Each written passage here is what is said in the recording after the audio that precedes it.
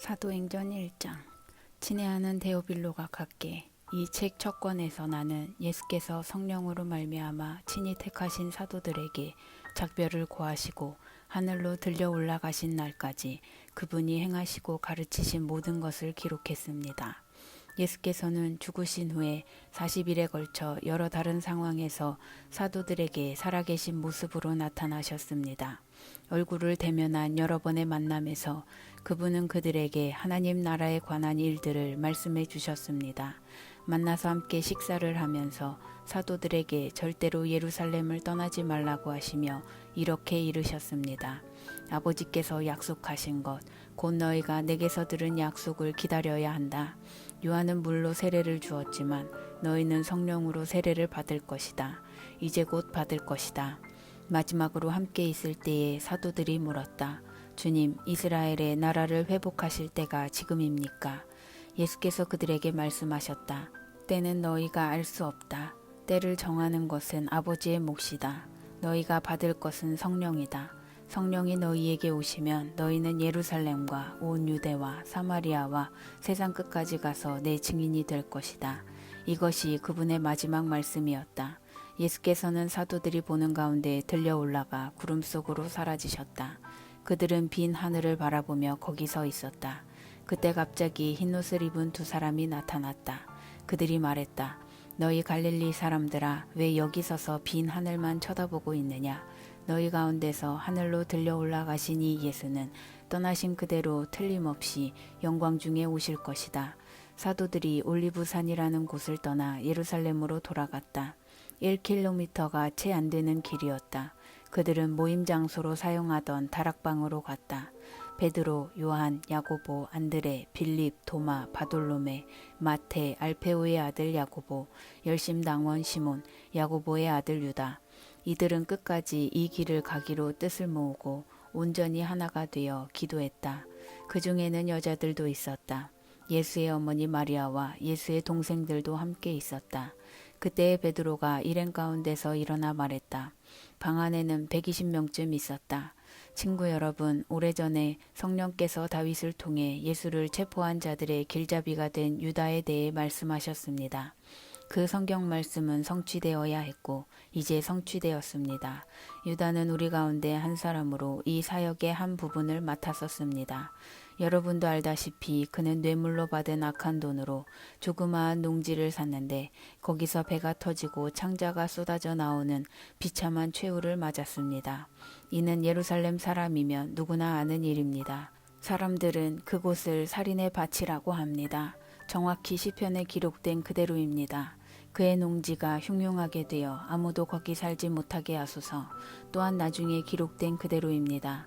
그의 자리를 다른 사람이 대신하게 하소서. 이제 유다를 대신할 사람을 세워야 합니다. 후임자는 예수께서 요한에게 세례를 받으시던 때부터 승천하신 날까지 우리와 함께 있었고 우리와 함께 그분의 부활의 증인으로 지목된 사람들 중에서 나와야 합니다. 그들은 두 사람을 추천했다. 일명 유스도라 하는 요셉 바사바와 마띠아였다. 그들은 기도했다. 오 하나님, 하나님께서는 우리 각 사람을 속속들이 아십니다. 유다가 제 갈 길을 가려고 버린 이 사역과 지도자의 자리를 대신할 사람으로 하나님께서 이 두 사람 중에 누구를 택하셨는지 보여주십시오. 그들은 제비를 뽑았다. 마띠아가 뽑혀서 12사도 중에 들게 되었다. 사도행전 2장. 오순절이 되었을 때 그들이 다 함께 한 곳에 있었다.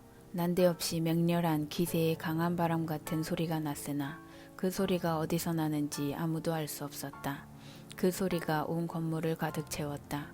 그러더니 성령께서 들불처럼 무리 사이로 퍼졌고 그들은 성령께서 시키시는 대로 여러 다른 언어로 말하기 시작했다. 마침 그때에 예루살렘에는 많은 유대인들이 머물고 있었다. 그들은 세계 각지에서 모인 경건한 순례자들이었다. 그들이 그 소리를 듣고 서둘러 달려왔다.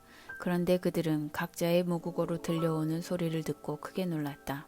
도무지 무슨 일인지 영문을 알 수 없어 그들은 이렇게 되뇌었다. 이들은 다 갈릴리 사람들이 아닌가. 그런데 이들이 하는 말이 우리 각 사람의 모국어로 들리니 어찌된 일인가. 바데 사람, 메데 사람, 엘람 사람, 메소포타미아, 유대, 갑바도기아, 본도와 아시아, 부르기아와 밤빌리아, 이집트, 구레네에 속한 리비아 여러 지역에서 온 방문객들, 로마에서 이주해온 유대인과 개종자들, 크레타 사람과 아라비아 사람들까지 이들이 우리 언어로 하나님의 능하신 일들을 말하고 있지 않은가. 그들은 머리가 혼란스러워 갈피를 잡을 수 없었다. 당황해서 도대체 이게 무슨 일인지 하는 말을 서로 주고받았다. 그런가 하면 이 사람들이 싸구려 술에 취했다고 놀리는 사람들도 있었다. 바로 그때에 다른 11사도의 지지를 받은 베드로가 일어나 무척 긴박한 어조로 말했다. 유대인 동포 여러분과 예루살렘을 방문 중인 모든 여러분, 잘 듣고 이 이야기를 바로 아시기 바랍니다. 이 사람들은 여러분 가운데 일부가 생각하는 것처럼 술에 취한 것이 아닙니다. 이제 겨우 아침 9시인데 취할 시간이나 있었겠습니까? 이것은 예언자 유엘이 장차 일어날 것이라고 알려준 일입니다. 하나님께서 말씀하신다. 마지막 때에 내가 모든 사람에게 내 영을 부어줄 것이다. 너희 아들들은 예언할 것이며 너희 딸들도 예언할 것이다. 너희 청년들은 환상을 볼 것이며 너희 노인들은 꿈을 꿀 것이다. 그때가 이르면 나를 섬기는 남종과 여종에게 내 영을 부어줄 것이니 그들은 예언할 것이다. 내가 위로 하늘의 이적과 아래로 땅의 표적을 베풀 것이니 피와 불과 소용돌이 치는 연기, 주의 날, 무섭고 기이한 그날이 오기 전에 해가 어두워지고 달이 핏빛으로 붉어질 것이다. 누구든지 나 하나님에게 구해달라고 부르짖는 자는 구원을 얻을 것이다. 이스라엘 동포 여러분, 이 말을 잘 들으십시오. 나사렛 예수는 하나님께 온전히 인정받으신 분이셨습니다. 하나님께서 그분을 통해 행하신 기적과 이적과 표적들은 여러분이 이미 다 알고 있습니다. 이 예수께서 하나님의 주도 면밀하신 계획에 따라 법을 제멋대로 주무르는 사람들에게 배반당하시고 여러분에게 넘겨졌습니다. 여러분은 그분을 십자가에 못 박아 죽였습니다. 하지만 하나님께서 죽음의 밧줄을 푸시고 그분을 다시 살리셨습니다. 죽음은 그분의 상대가 되지 못했습니다. 다윗이 이 모든 것을 말했습니다. 내가 항상 내 앞에 계신 하나님을 배웠다. 그분이 내 곁에 계시니 그 무엇도 나를 흔들 수 없다. 내 속에서 온통 기쁨과 희열이 넘쳐 나는 소망의 땅에 내 거처를 정했다. 주님은 절대로 나를 음부에 버리지 않으실 것이므로 나는 죽음의 악취조차 맞지 않을 것이다. 주님께서 내 발을 생명길에 두셨고 주님의 얼굴은 온 사방에 햇빛 같은 기쁨으로 빛난다. 사랑하는 친구 여러분, 여러분에게 더없이 솔직히 말하겠습니다. 우리 조상 다윗이 죽어서 묻혔고 그 무덤이 오늘도 분명히 우리 눈앞에 있습니다. 그러나 예언자이기도 했던 그는 자신의 한 후손이 나라를 다스릴 것이라고 하신 하나님의 엄숙한 맹세를 알고서 먼 장래를 내다보며 메시아의 부활을 앞서 말했습니다. 음부에 내려가지 않고 죽음의 악취를 맞지 않을 것이다 라는 말이 바로 그것입니다. 이 예수를 하나님께서 다시 살리셨습니다.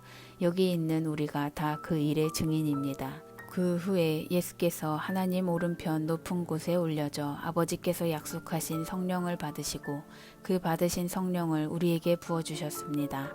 여러분은 지금 그 일을 보고 듣고 있습니다. 그래서 다윗은 자기가 직접 하늘로 올라가지 않았지만 이렇게 말했습니다. 하나님께서 내 주님께 말씀하셨다. 내가 내 원수들을 내 발판으로 삼을 때까지 너는 내 오른편에 앉아 있어라. 그러니 온 이스라엘 여러분, 이것을 아십시오.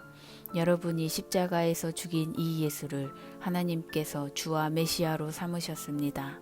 더 이상 의심할 여지가 없습니다. 듣고 있던 사람들이 마음속 깊이 찔려서 베드로와 다른 사도들에게 물었다. 형제 여러분, 그러면 우리가 이제 어떻게 해야 합니까?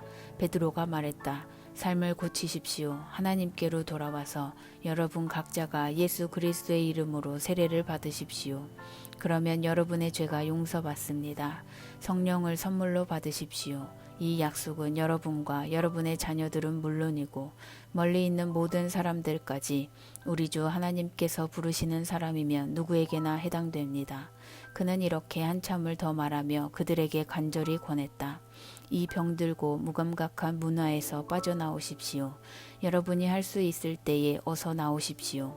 그날 약 3,000명이 그 말을 믿어서 세례를 받고 등록했다. 그들은 사도들의 가르침과 공동 생활과 공동 식사와 기도에 자신들의 삶을 드렸다.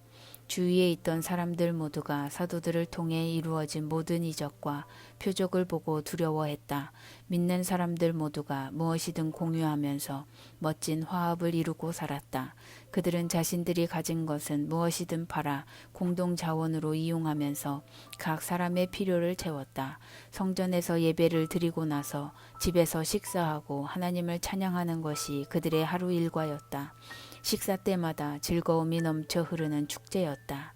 사람들은 그 모습을 좋게 보았다. 하나님께서 구원받은 사람들을 더하셔서 날마다 그들의 수가 늘어났다.